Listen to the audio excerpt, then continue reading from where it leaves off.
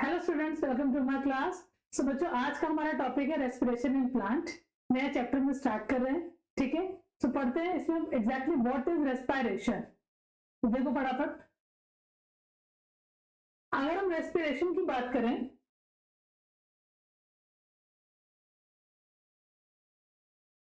तो respiration exactly क्या है। आपसे पूछा जाए व्हाट इज रेस्पिरेशन, तो आप क्या चीज एक्सप्लेन करोगे, क्या बोलोगे आप? रेस्पिरेशन का मतलब होता है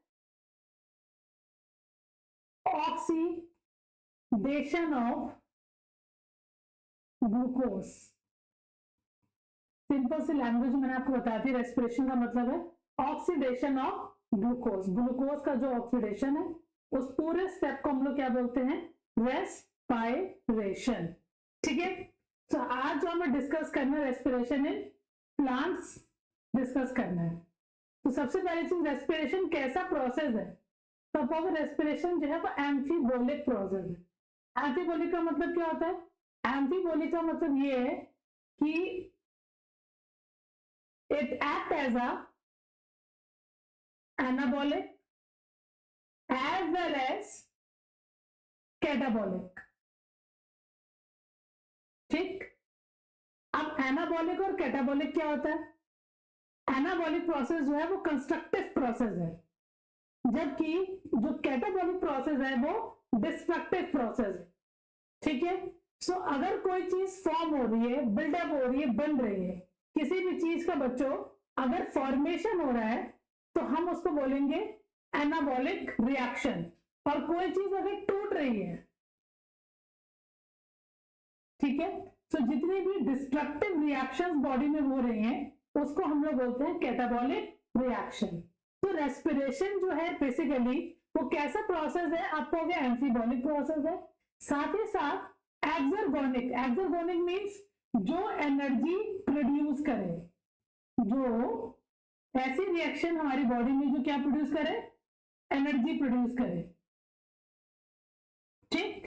सो रेस्पिरेशन प्लांट्स की बॉडी में क्या प्रोड्यूस कर रहा है? क्या प्रोड्यूस कर रहा है? एनर्जी प्रोड्यूस कर रहा है, ठीक है। सो सिंपल सी डेफिनेशन मैंने लिखी हुई है, respiration is the amphibolic and exergonic cellular process, ठीक है। क्लियर हो गया?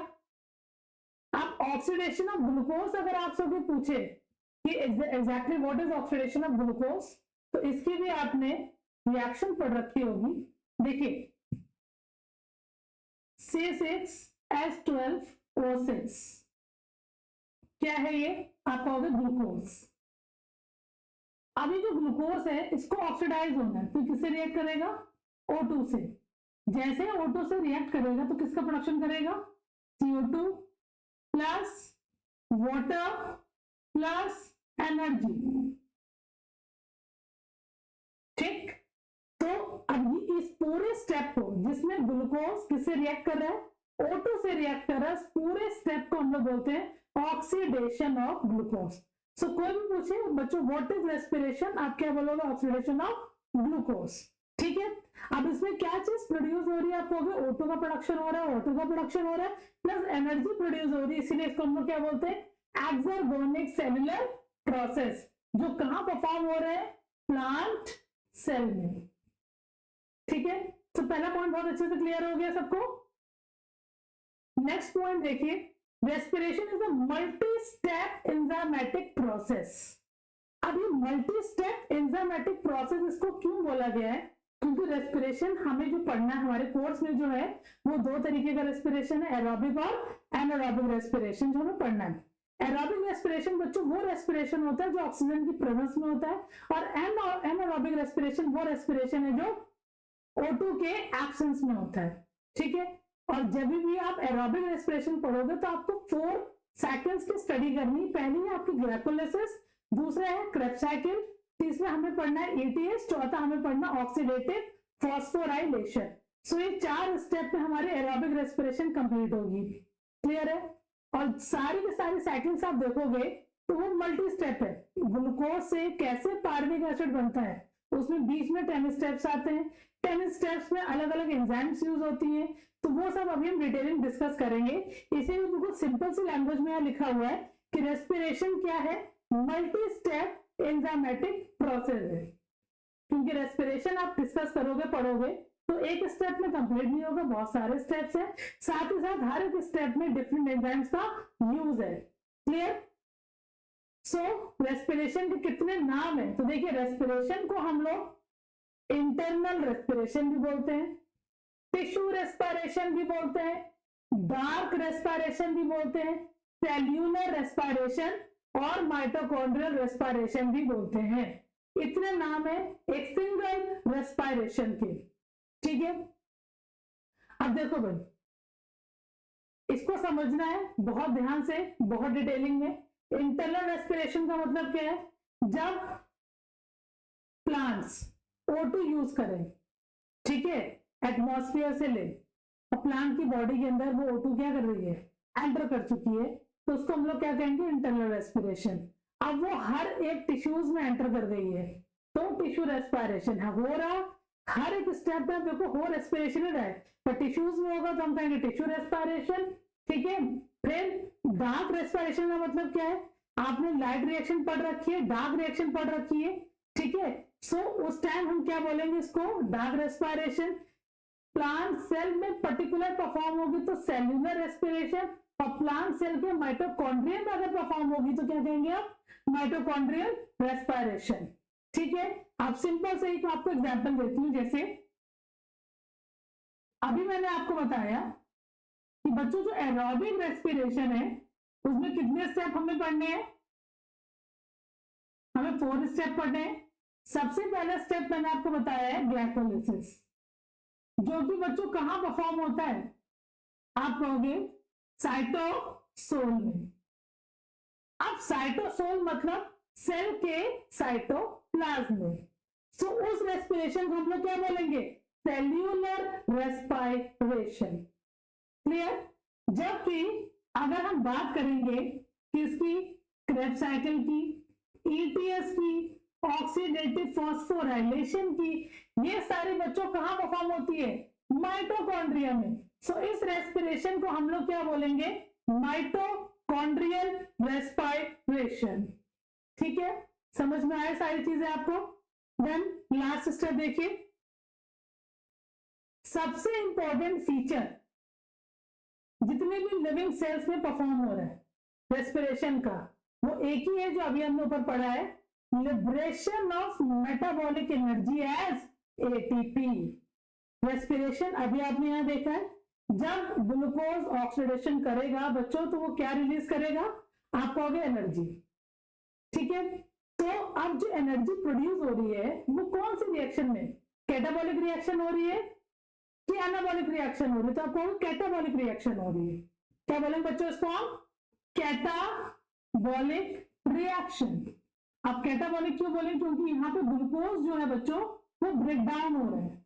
ग्लूकोज यहाँ पे क्या हो रहा है? ब्रेक डाउन हो रहा है। किसमें ब्रेक डाउन हो रहा है? CO2 में, वाटर में और एनर्जी में। और जो कैटाबॉलिक रिएक्शन है बच्चों वो किसके अंदर आती है? आप कहोगे ओवरऑल वो आती है मेटाबॉलिज्म में। अगर आपको पूछे कि व्हाट इज मेटाबॉलिक रिएक्शन, तो हमारी बॉडी में या प्लांट्स की बॉडी में बच्चों जितनी भी रिएक्शंस होती हैं ओवरऑल, एनाबॉलिक मींस कंस्ट्रक्टिव और कैटाबॉलिक मींस डिस्ट्रक्टिव, दोनों ही रिएक्शंस को हम लोग बोलते हैं मेटाबॉलिक रिएक्शंस।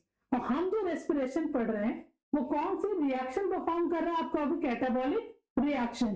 तो लास्ट वाला पॉइंट जो बोल रहा है आपको वो यही बता रहा है कि सबसे important feature all living cell is respiration which is related to liberation of metabolic energy।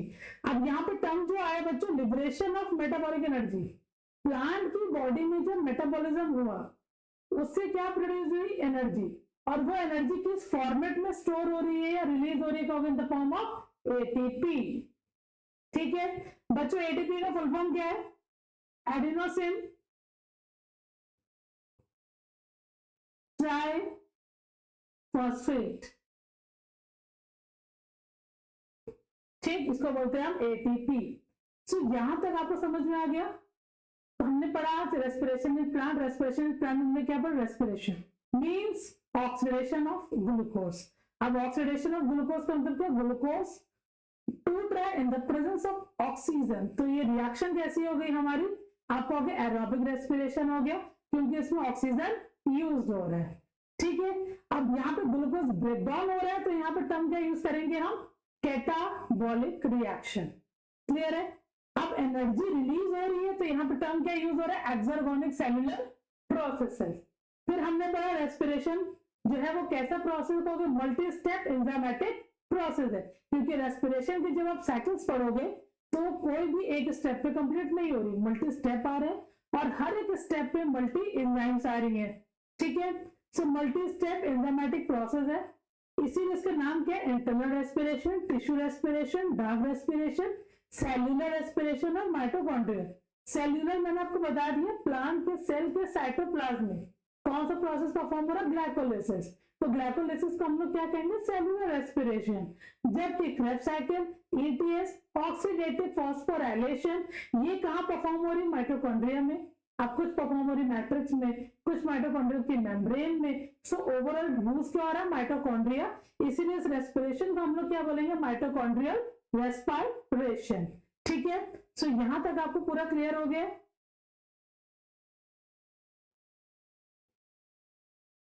अब देखो नेक्स्ट फटाफट, फिर हमारा अगला टॉपिक है डू प्लांट्स ब्रीथ।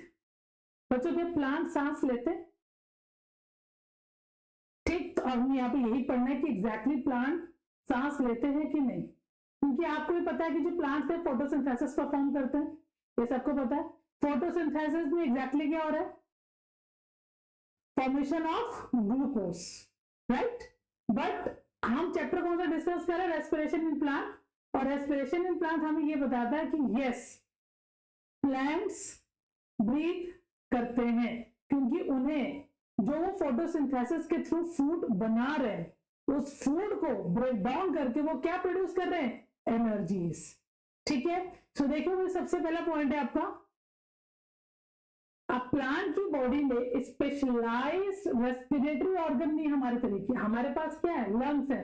फिशेस के पास क्या है, गिल्स है। सो हर एक ऑर्गेनिज्म के पास एक स्पेशलाइज्ड रेस्पिरेटरी ऑर्गन है, बट प्लांट के पास कोई भी स्पेशलाइज्ड रेस्पिरेटरी ऑर्गन नहीं है। इसीलिए सवाल उठता है कि क्या प्लांट ब्रीथ करते हैं। ठीक, तो देखिए each plant part take care of own gases exchange, सबसे इंपॉर्टेंट पॉइंट। अब आपको इसको पूरे को समझने के लिए एक बेसिक चीज में बताती हूँ। आपको ये पता है कि जो लीफ होती है बच्चों, लीफ के सरफेस पे माइन्यूट माइन्यूट क्या होते हैं, पोर होते हैं, और उन्हीं पोर्स को हम लोग क्या बोलते हैं, स्टोमेटा। ठीक है, और यही स्टोमेटा क्या परफॉर्म करता है, एक्सचेंज ऑफ गैसेस। O2 और CO2 का जो भी एक्सचेंज है, ठीक है, वो किसके थ्रू परफॉर्म होता है, स्टोमेटा के थ्रू। सो यही स्टोमेटा है जो किसमें हेल्प करता है, प्लांट्स को रेस्पिरेशन परफॉर्म करने में भी, क्योंकि गैसेस एक्सचेंज हो रही है, O2 और CO2 क्या हो रहे हैं, पास हो रहे हैं, तो प्लांट्स भी क्या परफॉर्म कर रहे हैं, रेस्पिरेशन। ठीक, तो सबसे पहले प्लांट के जो पार्ट्स हैं वो खुद का गैसेस एक्सचेंज परफॉर्म करते हैं। ठीक, सेकंड पॉइंट क्या बोलता है, प्लांट जो है वो less dependent on environment for respiratory gases. ठीक, प्लांट जो है वो किस पे डिपेंड कम है, एनवायरमेंट। किस चीज के लिए डिपेंड नहीं है एनवायरमेंट में, रेस्पिरेटरी गैसेस एक्सचेंज के लिए, क्योंकि वो काम वो खुद परफॉर्म कर रहे हैं। ठीक है, क्लियर है। नेक्स्ट पॉइंट, प्लांट बॉडी जो है वो एग्जैक्टली क्या कर रही है, diffusing gases do not travel long distance. Plants में जितना भी डिफ्यूजन हो रहा है, जितना भी गैसेस का डिफ्यूजन हो रहा है, तो बहुत ही लॉन्ग डिस्टेंस कवर नहीं कर रहे, शॉर्ट डिस्टेंस कवर कर रहे हैं। अब कैसे कवर कर रहे हैं, तो देखो भाई, अब यहाँ पे जो लाइन लिखी है वो इसी पॉइंट को एक्सप्लेन करने के लिए लिखी गई है। डिफ्यूजन जो है वो कैसा प्रोसेस है, इनएफिशिएंट एंड स्लो प्रोसेस है। ठीक है, अब डिफ्यूजन आपको पता है क्या होता है, डिफ्यूजन क्या होता है, movement of particles from higher concentration to lower concentration. ठीक है, नॉर्मल अगर समझना है तो देखो, मम्मी किचन में बना रही होती है खाना और कमरे तक आती है उसकी स्मेल, तो कौन से प्रोसेस के थ्रू हो रहा है, तो वो डिफ्यूजन प्रोसेस हो रहा है। ठीक है, बट डिफ्यूजन जो है वो इनएफिशिएंट है, वो बहुत ही स्लो प्रोसेस है, वो कभी भी लार्ज डिस्टेंस कवर नहीं करता है। ठीक है, so making it unsuitable for the needs of a large complex plant body. So plant की बॉडी में लार्ज ट्रांसपोर्टेशन नहीं होता है, ठीक है। प्लांट्स की बॉडी में डिफ्यूजन परफॉर्म होता है गैसेस में, और बहुत ही स्मॉल ट्रांसपोर्टेशन होता है, स्मॉल डिस्टेंस में ट्रांसपोर्टेशन होता है, लॉन्ग डिस्टेंस में कोई भी ट्रांसपोर्टेशन नहीं होता है। क्लियर हो गया पॉइंट? तो पहला पॉइंट हमने क्या पढ़ा कि प्लांट्स के जो पार्ट्स होते हैं वो खुद टेक केयर करते हैं अपने खुद का गैसेस एक्सचेंज परफॉर्म करने के लिए, ठीक है। दूसरा प्रोसेस क्या होता है, प्लांट जो है वो एनवायरनमेंट पे बहुत ही कम डिपेंडेंट है गैसेस एक्सचेंज करने के लिए। और तीसरा पॉइंट क्या बता रहा है कि प्लांट की जो बॉडी है वो गैसेस को डिफ्यूज करती है, लेकिन वो लॉन्ग डिस्टेंस पे ट्रेवल नहीं करती है, शॉर्ट डिस्टेंस में ट्रेवल करती है, ठीक है। तीनों पॉइंट्स क्लियर होगा अच्छे से। अब नेक्स्ट है आपका रेस्पिरेटरी सबस्ट्रेट। अब रेस्पिरेटरी सबस्ट्रेट क्या है? सबस्ट्रेट एग्जैक्टली क्या है? जिस भी सब्सटेंस पे एंजाइम्स लगती हैं और रिएक्शन स्टार्ट होती है उसको हम लोग बच्चों क्या बोलते हैं? सबस्ट्रेट, ठीक है।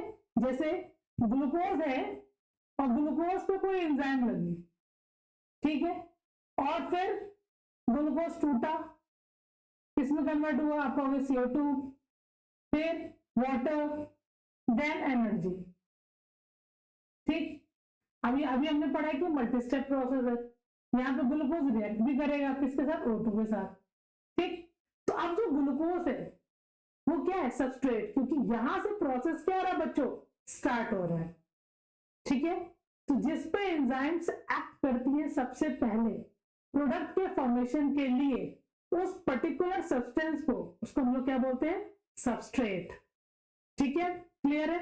सो व्हेन रेस्पिरेटरी सबस्ट्रेट, अब ऐसे सबस्ट्रेट जिनसे रेस्पिरेशन स्टार्ट होता है उसको हम लोग क्या बोलते हैं? Respiratory substrate. So respiratory substrate के बारे में अगर आपको समझना है तो रेस्पिरेशन कितने तरीके का होता है तो वो सबसे पहले समझो।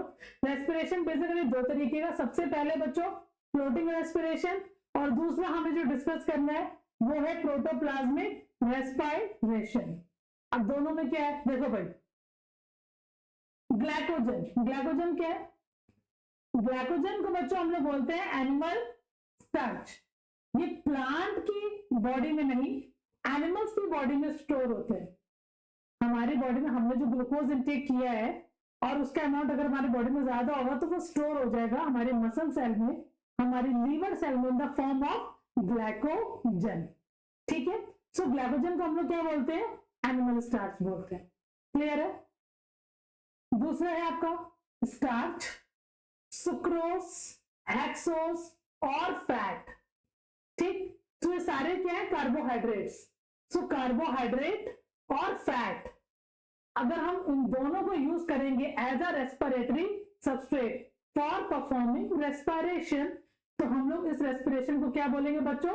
फ्लोटिंग रेस्पिरेशन, ठीक है। सबको सिंपल से लैंग्वेज में याद रखना, फ्लोटिंग रेस्पिरेशन बच्चों वो रेस्पिरेशन होते हैं जिसमें जो सबस्ट्रेट होते हैं या तो कार्बोहाइड्रेट्स होते हैं या तो फैट होते हैं। बट अगर हमारा रेस्पिरेटरी सबस्ट्रेट प्रोटीन है, ठीक है, तो उसको हम लोग क्या बोलेंगे? प्रोटोप्लाज्मिक रेस्पिरेशन, ठीक है।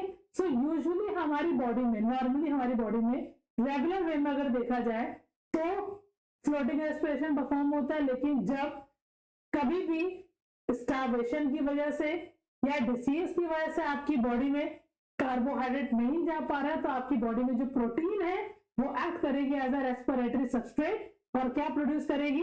रेस्पिरेशन परफॉर्म करेगी और एनर्जी का प्रोडक्शन स्टार्ट हो जाएगा, ठीक है। समझ में आ गया अपना? फिर देखिए एक एक्सेप्शन केस भी है बच्चों, oxidation of protein in legume seeds. जितने भी लेग्यूम सीड्स होते हैं, लेग्यूम में क्या आता है? लेग्यूम में पी आता है, चना आता है, इनके सीड्स में फ्लोटिंग रेस्पिरेशन परफॉर्म होता है, ठीक है। क्लियर है? बट होता किससे है? प्रोटीन से, क्योंकि इनकी बॉडी प्रोटीन होती है और वही प्रोटीन क्या परफॉर्म कर रही है? फ्लोटिंग रेस्पिरेशन, ठीक। क्लियर हो गया इतना?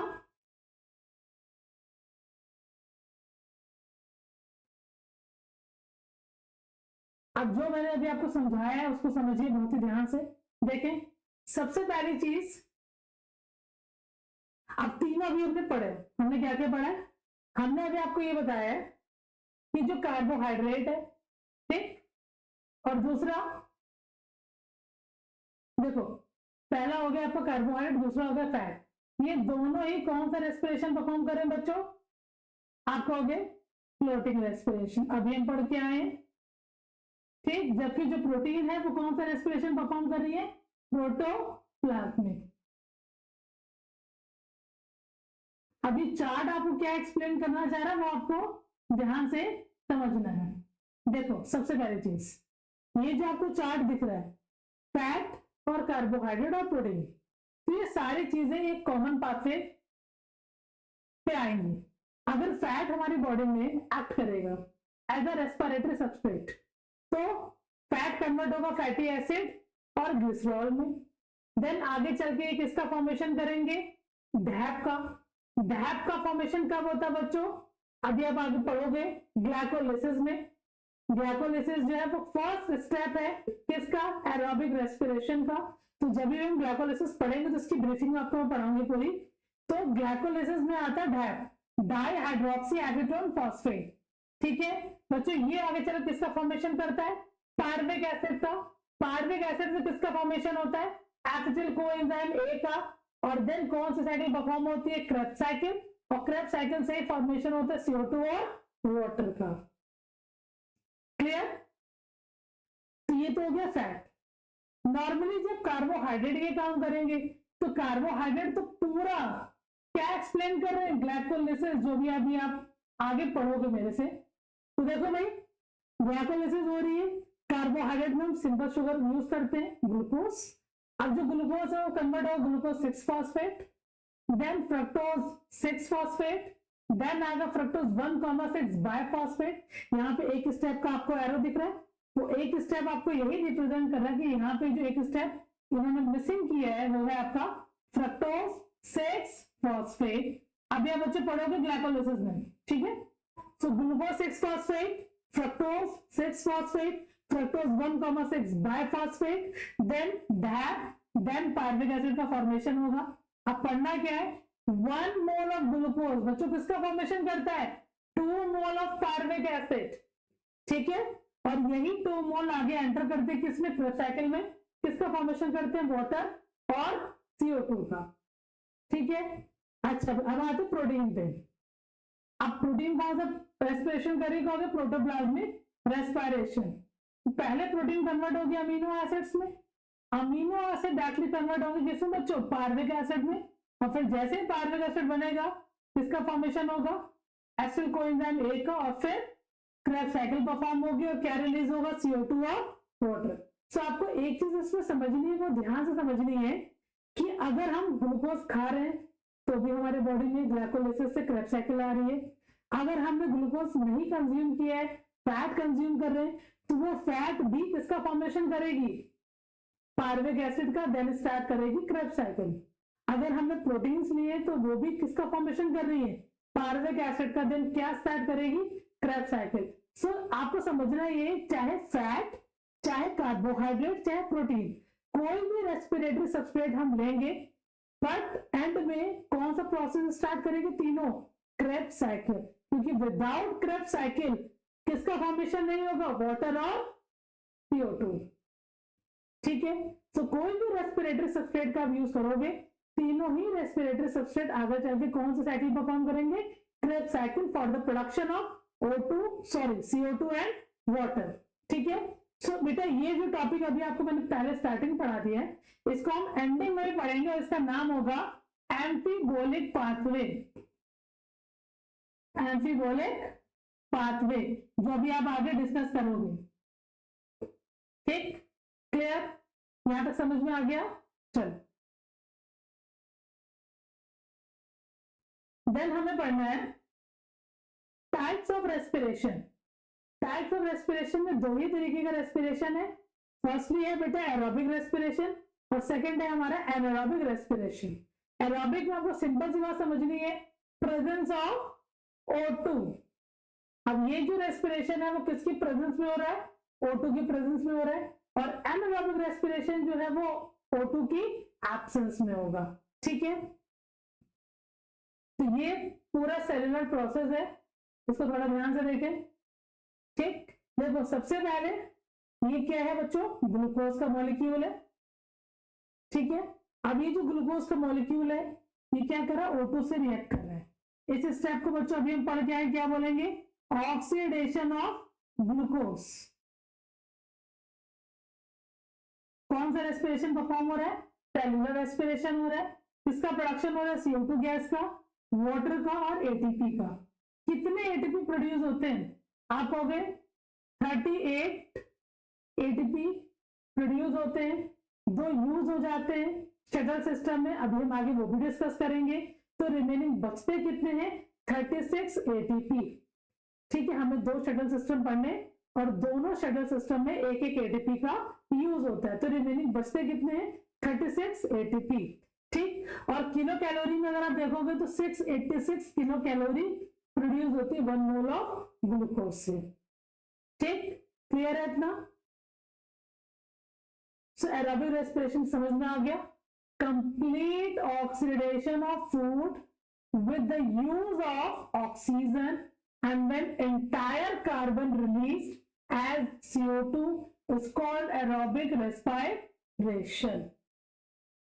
Full definition clear हो गई होगी कि what is aerobic respiration. ठीक, then next है आपका anaerobic respiration. तो देखो भाई, अब anaerobic respiration क्या होता है, ऐसा रेस्पिरेशन जो कब होगा, आप कहोगे ऑक्सीजन की एब्सेंस में होगा। अब ह्यूमन बॉडी में ऑक्सीजन की एब्सेंस में जब एरोबिक रेस्पिरेशन होता है वो कहां पर होता है, कहोगे मसल सेल में होता है। कहां पर होता है, मसल सेल में होता है। और क्या चीज प्रोड्यूस होती है एज अ प्रोडक्ट, कहोगे लैक्टिक एसिड। और प्लांट में प्रोसेस अगर हो रहा है तो किसका प्रोडक्शन करेगा बच्चों, इथेनॉल का। ठीक है, देखो सबसे पहली चीज जो पॉइंट मेंशन है वो पढ़ो। सबसे पहला पॉइंट क्या बोल रहा है, इनकम्प्लीट ऑक्सीडेशन। कंप्लीट ऑक्सीडेशन कब होगा, जब O2 प्रेजेंट होगा। इनकम्प्लीट ऑक्सीडेशन कब है, जब O2 एब्सेंट है। ठीक है, when food is oxidised into alcohol, जो भी फूड है जब वो ऑक्सीडाइज होगा तो किसका फॉर्मेशन कर रहा है, अल्कोहल का। ठीक है, या फिर ऑर्गेनिक एसिड्स का। अल्कोहल का प्रोडक्शन होगा प्लांट सेल में। कौन सा अल्कोहल बनेगा, अभी मैंने बताया आपको, इथेनॉल। ठीक, और ऑर्गेनिक एसिड कौन सा बनेगा, तो लैक्टिक एसिड। ठीक, और ये पूरा प्रोसेस होगा विदाउट ऑक्सीजन यूज्ड। ठीक है, during most of the energy is lost in form of heat. और इस पूरे प्रोसेस में most of the part of the energy बेटा जो लॉस होती है वो किस फॉर्म में होती है, हीट फॉर्म में होती है। ठीक है, अब ये प्रोसेस कहां परफॉर्म होता है, it occurs in cytoplasm and only 2 ATP are produced which is less than 7% of total energy of glucose. ठीक है, ये पॉइंट बहुत इंपॉर्टेंट है एमसीक्यू के लिए कि एनारोबिक रेस्पिरेशन एग्जैक्टली कहां परफॉर्म होता है, आप कहोगे साइटोप्लाज्म में। कितने ATP का प्रोड्यूस कर रहा है, कहोगे 2 ATP प्रोड्यूस हो रहे हैं, जो कि ग्लूकोज के एनर्जी लेवल से 7% क्या है, कम है। ठीक, नेक्स्ट स्टेप, एनारोबिक रेस्पिरेशन को हम फर्मेंटेशन भी बोलते हैं। ठीक है, एनारोबिक रेस्पिरेशन को हम लोग क्या बोलते हैं, फर्मेंटेशन। कब बोलेंगे फर्मेंटेशन, जब ये रेस्पिरेशन बैक्टीरियाज में, लोअर पैरासिटिक एनिमल्स में परफॉर्म होता है। किनमें परफॉर्म होता है बच्चों, बैक्टीरियाज में, या फिर लोअर पैरासिटिक एनिमल जैसे एस्कैरिस और टीनियम। इनमें जब ये प्रोसेस परफॉर्म होता है हम लोग क्या बोलते हैं, फर्मेंटेशन। ठीक है, क्लियर है। उसके अलावा प्लांट्स में, आरबीसीज में और ह्यूमन मसल्स में परफॉर्म होता है एनारोबिक रेस्पिरेशन। हमारा जो आरबीसी है वो भी कौन सा रेस्पिरेशन करता है, एनारोबिक। एमसीक्यू वाला क्वेश्चन है, याद रखना कि ह्यूमन बॉडी में जो मसल है, मसल सेल है और जो आरबीसीज हैं वो कौन सा रेस्पिरेशन परफॉर्म करते हैं, एनारोबिक। ठीक है, नेक्स्ट है आपका when oxygen is not available, जब ऑक्सीजन प्रेजेंट नहीं होती है, ठीक है। तो जो भी फूड पार्टिकल होता है वो इनकम्प्लीटली ऑक्सीडाइज होता है कुछ ऑर्गेनिक कंपाउंड्स में, जैसे इथेनॉल और लैक्टिक एसिड, जो हमने डिस्कस किया था सबसे पहले पॉइंट। ठीक, so, 3 पॉइंट सबसे ज्यादा इंपॉर्टेंट है जो आपको याद रखना है। पहला पॉइंट ये बोल रहा है कि एनारोबिक रेस्पिरेशन कैसा रेस्पिरेशन है, इनकम्प्लीट रेस्पिरेशन है, इनकम्प्लीट ऑक्सीडेशन हो रहा है क्योंकि इसमें O2 इन्वॉल्व नहीं हो रहा है, ठीक है। जब फूड ऑक्सीडाइज होगा तो किसका प्रोडक्शन करेगा, आपको प्रोडक्शन करेगा अल्कोहल का और ऑर्गेनिक एसिड्स का। ऑर्गेनिक एसिड्स में किसका प्रोडक्शन होगा, लैक्टिक एसिड का, और अल्कोहल में किसका प्रोडक्शन होगा, इथेनॉल का, ठीक है। ये पॉइंट लास्ट में भी मेंशन है। सेकंड पॉइंट क्या बोल रहा है कि ये जो एनारोबिक रेस्पिरेशन है वो साइटोप्लाज्म में परफॉर्म होती है और 2 ATP का प्रोडक्शन करती है, which is less than 7% of oxidation of glucose, ठीक है। और एनारोबिक रेस्पिरेशन को फर्मेंटेशन में कब यूज करेंगे, जब ये प्रोसेस बैक्टीरियाज में परफॉर्म होगा या फिर पैरासिटिक एनिमल जो लोअर कैटेगरी के होते हैं, जैसे स्कैरिज और टीनिया, इनमें जब परफॉर्म होगा तो हम लोग क्या टर्म यूज करेंगे, फर्मेंटेशन, ठीक। डायग्राम देखें जो भी हमने पढ़ा है, एनारोबिक रेस्पिरेशन की पूरी इक्वेशंस है जो एग्जाम में आपको लिखकर आनी है। तो देखिए सबसे पहली चीज ये है ग्लूकोज, ठीक है। अब ग्लूकोज में कौन सी एंजाइम लग रही है, लैक्टेट डिहाइड्रोजिनेज, ठीक है। तो लैक्टेट डिहाइड्रोजिनेज किसका फॉर्मेशन करी बच्चों, लैक्टिक एसिड का, और एनर्जी कितना प्रोड्यूस करी, 150 kilo joule, clear. Alcoholic fermentation में अगर हम देखेंगे तो ये है ग्लूकोज, अल्कोहल डिहाइड्रोजिनेज एंजाइम का यूज हो रहा है, किसका प्रोडक्शन होगा, इथेनॉल का, carbon dioxide plus energy 210 kilo joule, ठीक है, क्लियर है। सो एंजाइम्स भी याद रखिएगा कि लैक्टिक एसिड फर्मेंटेशन में लैक्टेट डिहाइड्रोजिनेज का यूज हो रहा है बच्चों, और अल्कोहलिक फर्मेंटेशन में अल्कोहल डिहाइड्रोजिनेज का यूज हो रहा है, क्लियर है।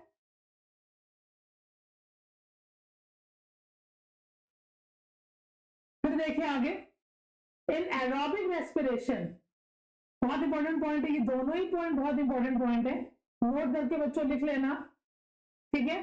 In aerobic respiration the final electron acceptor जो है वो क्या है, फ्री O2, क्लियर है।